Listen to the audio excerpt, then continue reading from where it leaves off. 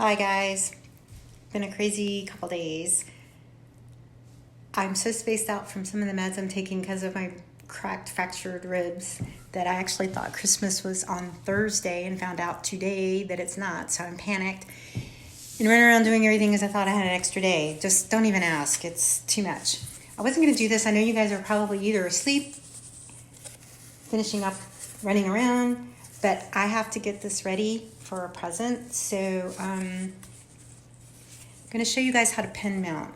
I know this is really hard, and Betsy, yes, you're looking at it backwards, so get your mirror. But what I did is I have the foam core cut, and I wanted this tight on the piece. So then I counted out how many linen threads.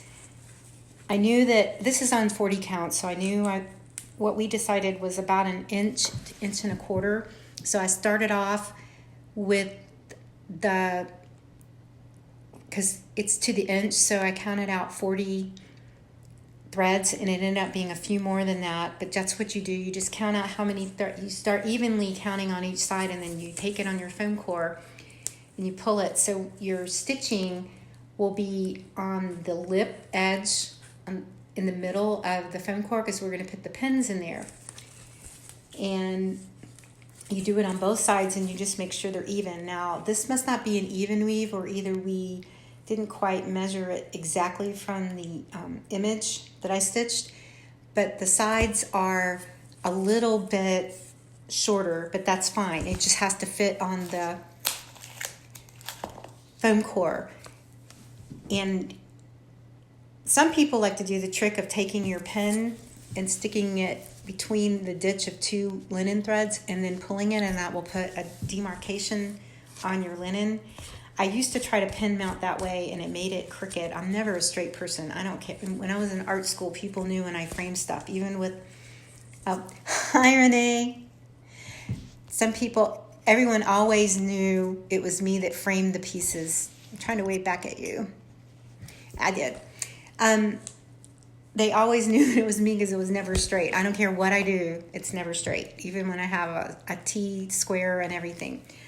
But when you pin mount, and I know this is going to show up backwards, but I'm going to read it to you anyway. I can't flip it around or whatever, but you use brass, they call them dressmaker pins, or they're either brass silk pins, but they're nickel plated. They really should be, they're nickel plated and brass. And the reason you use those is so they won't rust. They're not supposed to, but you know, this day and age, who knows anymore. But anyway, I don't know if you guys can see, I have basted, and I use quilting thread because I usually leave mine in. I used to try to take it out. Quilting thread is a little thicker, and it's also coated, and it shouldn't bleed. And that's a thing you have to worry about, like here and where it's humidity, you don't want it bleeding. And not that it's going to get totally wet. And it's not always never. Hi, Connie. It's not always never, but I usually don't put glass even on my personal items. My house can get a little dusty, but it's not like my friend Betsy that has a dairy farm and has dust and stuff. But very rarely do I put glass on my pieces. It's a textile. I just like it not. I don't, even with these new glasses that they have, not glasses, but glass that they have, there's chemicals on there. Hi, sweetie. I just worry about that, how it's going, because there are gases. Hi, Carol. We're doing pin mounting, and I'm telling you about my personal life, and you guys missed the first part. I thought Christmas was on Thursday next week, so I'm freaking out. I found out today because I thought that before I was on drugs, because I don't know if you guys saw seen in my post. I fractured my ribs on Wednesday putting the faucet in my kitchen. So they have me on meds, and I'm like really spacey, and I'm going to try to not take drugs tonight because I was really in a fog today. But anyway, we have the foam core. I've basted the threads in, and this is a trick that was taught to me. I used to start in the middle and go out, and then I was told no, because sometimes even when you've stretched your linen, you get your basting lines tight, you're all straight, sometimes your linen will you may be pulling it wrong, or not wrong, but you're pulling it too tight one way.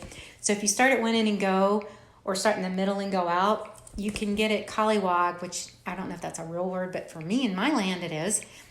and you can have extra. So if you start from both edges and go in, it's like the feeder dog or feeder foot underneath a sewing machine. You can, hi Nancy, you can pull it and straighten it out. So what I do is I like to take my pen, which these are, I just dropped it on the floor. These are silk breast pens, that's so they won't rust, but I'll take it and put it in the corner where the basting threads meet, and then I stick it inside the foam core. So I stick that corner, I do that with the one corner, and then I go to the opposite sides. And when you're pin mounting, you want to get it all set up and then start doing opposite sides and work your way around, and that will keep the tension even and tight, and it will also help it not gather up. So if you're starting from the edges like I told you I'm going to do and go in, if you see it moving, you pull it back in the opposite direction as you're pin mounting, and that helps you in that you have less of a chance of having a bunch of linen too long or too short on whichever side. So I am now just getting all of the corners straight. So see, I've started like that, pull it back. I don't know if you can see it because unfortunately I have a dimmer, but it's not working either. And trust me, I'm not touching that. Hi, Carol. Because after fracturing my ribs putting in the faucet, I think if I touch the electrical, who knows what's going to happen. So we've got that in. And then since this is 40 count, it doesn't really matter. They tell you not to try to pierce the linen, but it's not going to mess it up that much. You do want to try to go in between the linen threads, and I like to pin mount pretty tight.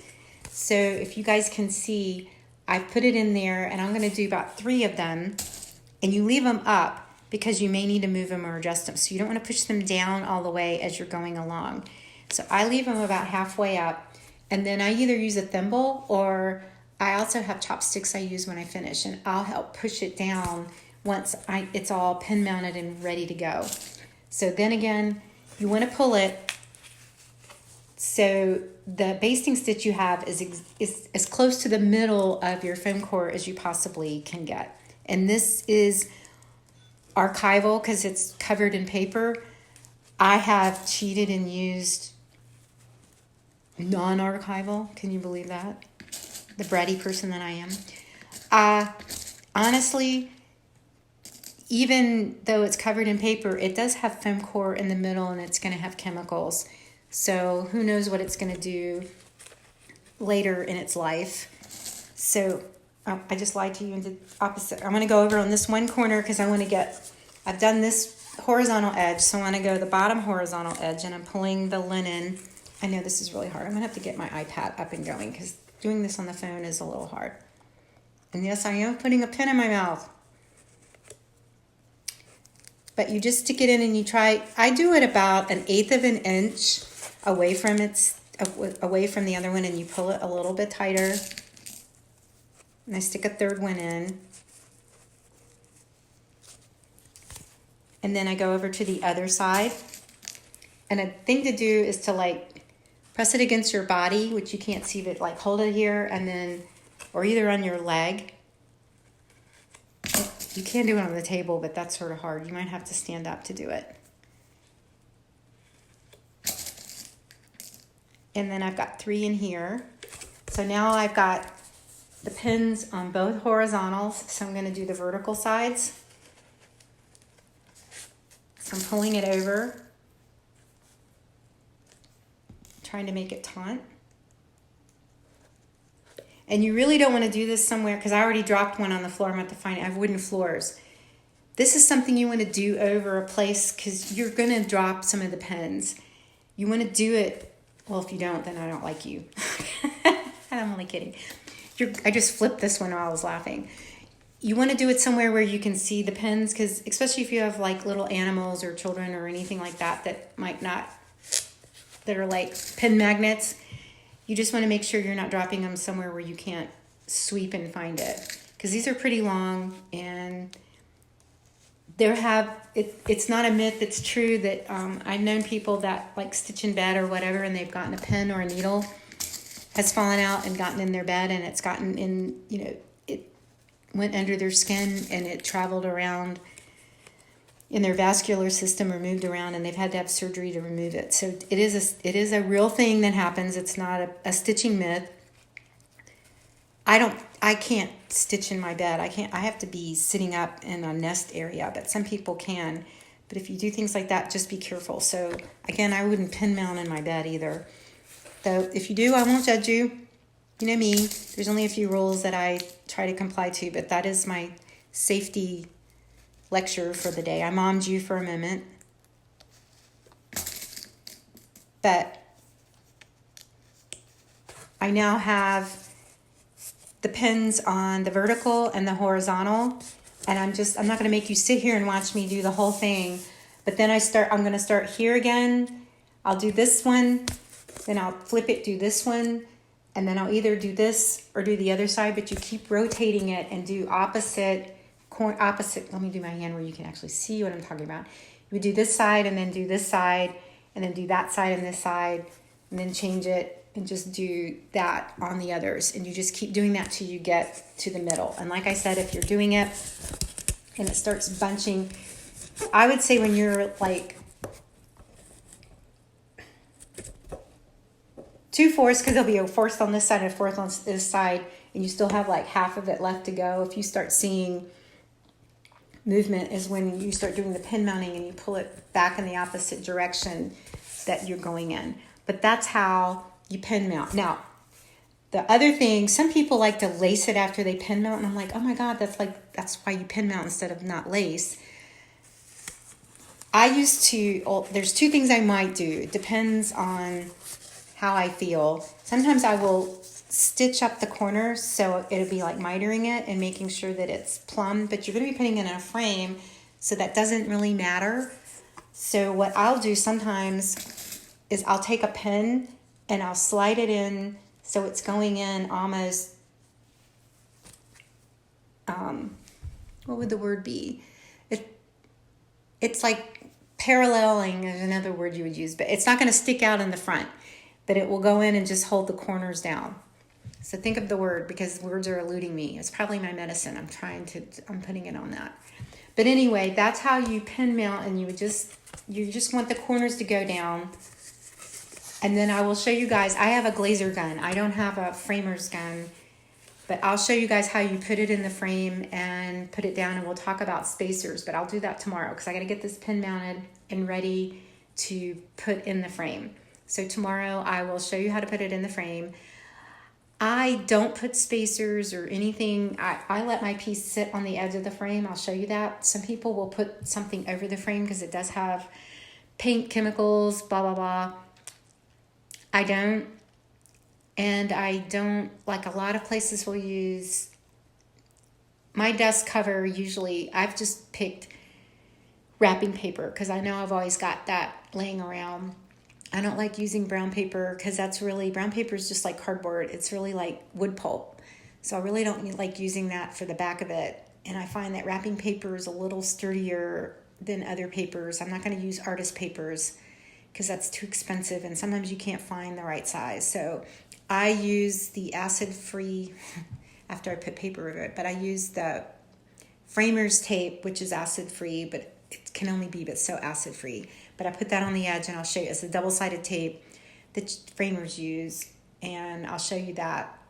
And I used to have this gun and this roller thing that did everything, and it broke. So my framer was talking to me, and it's like, you just put it on the edge and then break it off, and then you pull it and put it down.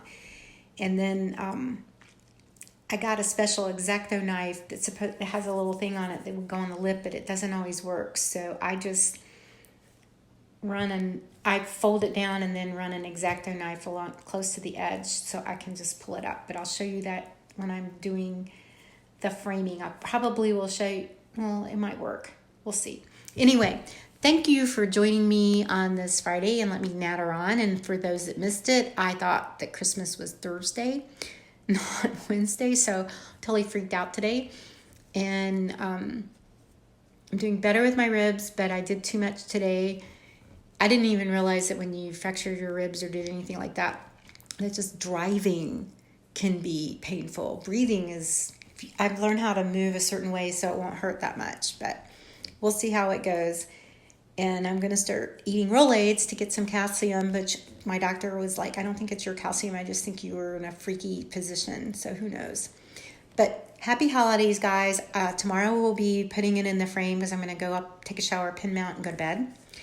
And yeah, you needed to know all that too. But thank you for watching, and I'll see you later. Bye, guys.